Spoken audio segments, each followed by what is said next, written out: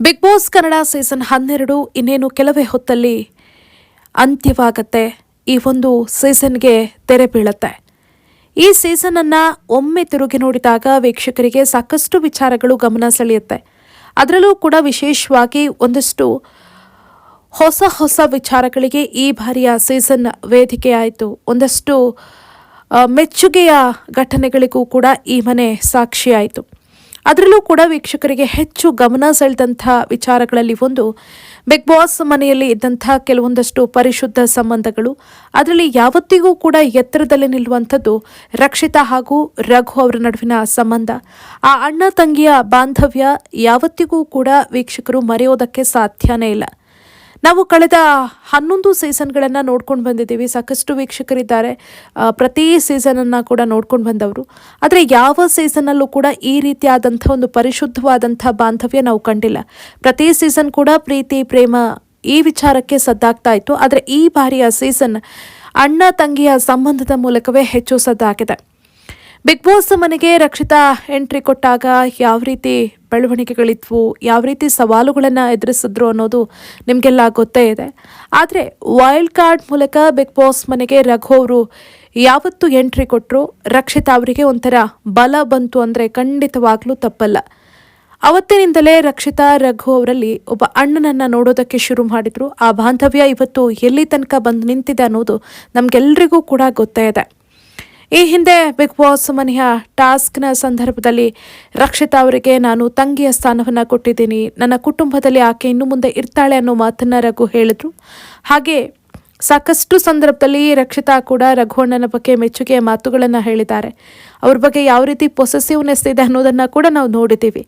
ಅವರಿಬ್ಬರ ಬಾಂಧವ್ಯ ಅಷ್ಟು ಪರಿಶುದ್ಧವಾದದ್ದು. ಹೆಜ್ಜೆ ಹೆಜ್ಜೆಗೂ ರಕ್ಷಿತಾ ಅವರ ತಪ್ಪುಗಳನ್ನು ತಿದ್ದಿ ಅಣ್ಣನ ಸ್ಥಾನದಲ್ಲಿ ನಿಂತು ಸಾಕಷ್ಟು ಗೈಡ್ ಮಾಡಿದ್ದಾರೆ. ಹಾಗೆಯೇ ಅಣ್ಣನನ್ನು ಕೂಡ ಅಷ್ಟೇ ಕಾಳಜಿ ಪ್ರೀತಿಯಿಂದ ರಕ್ಷಿತಾ ನೋಡ್ಕೊಂಡು ಬಂದಿದ್ದಾರೆ. ಅದರಲ್ಲೂ ಕೂಡ ಮೊನ್ನೆ ಕ್ಷಮೆ ಕೇಳುವಂತಹ ಸಂದರ್ಭದಲ್ಲಿ ಒಂದಷ್ಟು ವಿಚಾರಗಳ ಬಗ್ಗೆ ರಘು ಅವರು ಪ್ರಸ್ತಾಪ ಮಾಡ್ತಾರೆ. ಆರಂಭದಲ್ಲಿ ಯಾವ ರೀತಿ ನಮ್ಮ ಮಧ್ಯೆ ಒಂದು ಭಿನ್ನಾಭಿಪ್ರಾಯ ಮೂಡುತ್ತೆ, ನಾಮಿನೇಷನ್ ಸಂದರ್ಭದಲ್ಲಿ ಆಕೆ ನನ್ನ ಹೆಸರನ್ನು ತೆಗೆದುಕೊಳ್ತಾಳೆ, ಆಗ ನನಗೆ ಇವಳು ಯಾಕೆ ನನ್ನ ಜೊತೆ ಚೆನ್ನಾಗಿದ್ದು ಈ ರೀತಿ ಮಾಡಿದ್ಲು ಅನ್ನೋ ಅನುಮಾನ ಬರುತ್ತೆ.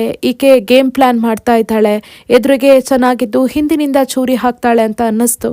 ಆದರೆ ಅಷ್ಟೆಲ್ಲ ಆದರೂ ಕೂಡ ನಾನು ಆಕೆನ ದೂರ ಇಡೋದಕ್ಕೆ ಯತ್ನಿಸ್ತೀನಿ, ಆಕೆ ಜೊತೆ ಜಾಸ್ತಿ ಮಿಂಗಲ್ ಆಗೋದಿಲ್ಲ. ಆದರೆ ಆಕೆ ಮಾತ್ರ ನನ್ನ ಜೊತೆನೇ ಇರ್ತಾಳೆ, ನನಗೆಲ್ಲ ರೀತಿಯಲ್ಲೂ ಕೂಡ ಸಹಾಯ ಮಾಡ್ತಾನೆ ಇರ್ತಾಳೆ. ಆದರೆ ನಾನು ಆಕೆಯನ್ನು ನಂಬೋದಿಲ್ಲ. ಆದರೆ ಯಾವಾಗ ಮತ್ತೆ ಆಕೆ ನನ್ನ ಜೊತೆನೇ ಇರ್ತಾಳೆ, ನಾನು ಆಕೆಯನ್ನು ಅರ್ಥ ಮಾಡೋದಕ್ಕೆ ಟ್ರೈ ಮಾಡಿಕೊಂಡೆ. ಆವಾಗ ಆಕೆಯ ಮನಸ್ಸು ಎಷ್ಟು ಪರಿಶುದ್ಧ ಅನ್ನೋದು ನಂಗೆ ಗೊತ್ತಾಯಿತು.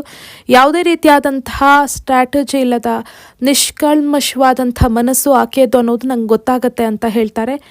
ನಿನ್ನನ್ನು ಅವತ್ತು ನಾನು ನೇರವಾಗಿ ನಾಮಿನೇಟ್ ಮಾಡ್ತೀನಿ ಅದೇ ಕೋಪಕ್ಕೆ, ಆದರೆ ನಾನು ಅವತ್ತು ಹಾಗೆ ಮಾಡಬಾರ್ದಿತ್ತು, ಅದೊಂದು ಗಿಲ್ಟ್ ನನ್ನನ್ನು ಕಾಡ್ತಾ ಇದೆ, ನನ್ನನ್ನು ಕ್ಷಮಿಸು ಅಂತ ಕ್ಷಮೆಯನ್ನು ಕೇಳ್ತಾರೆ.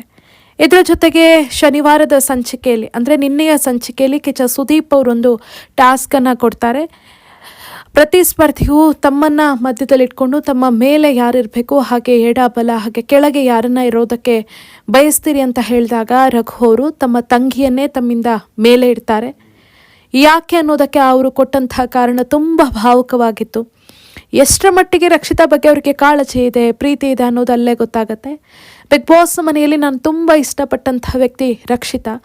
ನನಗೆ ಇಷ್ಟ ಆಗಿದ್ದು ಆಕೆಯ ವ್ಯಕ್ತಿತ್ವ, ಜೊತೆಗೆ ಸೆಲ್ಫ್ಲೆಸ್ ಅಂದರೆ ಆಕೆ ಯಾವತ್ತಿಗೂ ಕೂಡ ಸ್ವಾರ್ಥಿ ಅಂತ ಅನ್ನಿಸಿದ್ದೇ ಇಲ್ಲ. ಆಕೆ ಎಲ್ಲರಿಗೂ ಕೂಡ ಸ್ಪಂದಿಸಿದ ರೀತಿಗೆ ರಘು ಮೆಚ್ಚುಗೆಯನ್ನು ವ್ಯಕ್ತಪಡಿಸ್ತಾರೆ. ನಾನು ಆಕೆಯಿಂದ ಸಾಕಷ್ಟು ವಿಚಾರಗಳ ಬಗ್ಗೆ ಕಲಿತೆ. ಆಕೆ ಕೆಲವೊಂದು ವಿಚಾರಗಳಲ್ಲಿ ಮಾತನಾಡೋದು ನೋಡಿದ್ರೆ ಖುಷಿಯಾಗತ್ತೆ.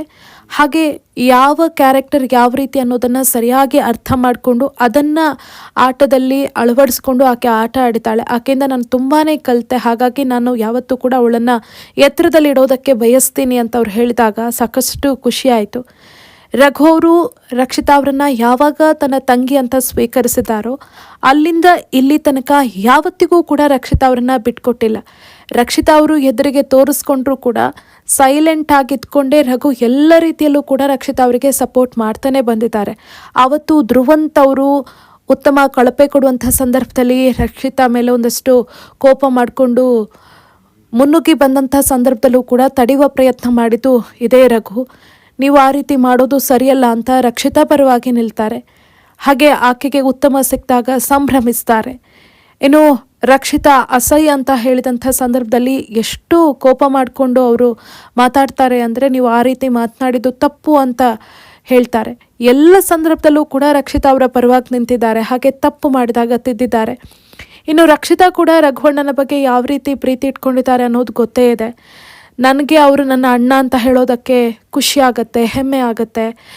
ನಾನು ಇಲ್ಲಿಗೆ ಬಂದು ನನಗೆ ಒಳ್ಳೆ ಅಣ್ಣ ಸಿಕ್ಕಿದ್ರು. ಇಲ್ಲಿಂದ ಹೋದ ಮೇಲೆ ಕೂಡ ನನಗೇನಾದರೂ ಕಷ್ಟ ಆದರೆ ಖಂಡಿತವಾಗ್ಲೂ ರಘುವಣ್ಣ ಬರ್ತಾರೆ. ಒಂದು ಫೋನ್ ಹಾಕಿದ್ರೆ ಸಾಕು ನನಗೆ ರಘುವಣ್ಣ ಬರ್ತಾರೆ ಅಂತ ರಕ್ಷಿತಾ ಹೇಳ್ತಾ ಇದ್ದಂತಹ ಸಂದರ್ಭದಲ್ಲಿ ಎಷ್ಟು ಖುಷಿಯಾಗಿದ್ರು ಅಂದರೆ ವೀಕ್ಷಕರು ಭಾವುಕರಾಗಿದ್ದರು ಸಾಕಷ್ಟು ಜನ. ಈ ಸೀಸನ್ ಮುಗ್ದು ಹೋಗಬಹುದು, ಜನ ಟ್ರೋಫಿ ಪಡೆದವರನ್ನು ಕೂಡ ನಿಧಾನಕ್ಕೆ ಮರೀತಾರೆ. ಆದರೆ ಕೆಲವೊಂದು ಸಂಬಂಧಗಳು ಶಾಶ್ವತವಾಗಿ ಉಳಿಯುತ್ತೆ, ಅದು ಮಾತ್ರ ಉಳಿಯೋದು. ಟ್ರೋಫಿಗಳು ಕೇವಲ ವಸ್ತುಗಳಷ್ಟೇ ಆಗಿ ಉಳಿಯುತ್ತೆ. ಆದರೆ ಸಂಬಂಧಗಳು ಹಾಗಲ್ಲ. ಅಲ್ಲಿ ಪ್ರೀತಿ, ಕಾಳಜಿ, ಪರಸ್ಪರ ಗೌರವ ಇದ್ದರೆ ಅದು ಎಷ್ಟು ದೂರ ಬೇಕಾದರೂ ಸಾಗತ್ತೆ. ರಘು ಹಾಗೂ ರಕ್ಷಿತಾ ಅವರ ಸಂಬಂಧದಲ್ಲಿ ಅದೆಲ್ಲವೂ ಕೂಡ ಇದೆ. ಆ ಸಂಬಂಧ ತುಂಬ ದೂರ ಸಾಗಲಿ ಅನ್ನೋದು ವೀಕ್ಷಕರ ಒಂದು ಹಾರೈಕೆ. ರಘು ಅವರು ಕೂಡ ತನ್ನ ಸ್ಟೇಜ್ ಓಪನ್ವಾಗಿ ಕಾಯ್ದುಕೊಳ್ತಾರೆ. ಹಾಗೆಯೇ ರಕ್ಷಿತಾ ಕೂಡ ತನ್ನ ಸ್ಟೇಜ್ ಓಪನವಾಗಿ ಕಾಯ್ದುಕೊಳ್ತಾರೆ ಅನ್ನೋದು ವೀಕ್ಷಕರ ಒಂದು ನಂಬಿಕೆ. ಇವರಿಬ್ಬರ ಈ ಒಂದು ಪ್ರೀತಿ ಬಾಂಧವ್ಯ ಇದೇ ರೀತಿ ಇರಲಿ ಅಂತ ನಾವು ಕೂಡ ಆಶಿಸೋಣ.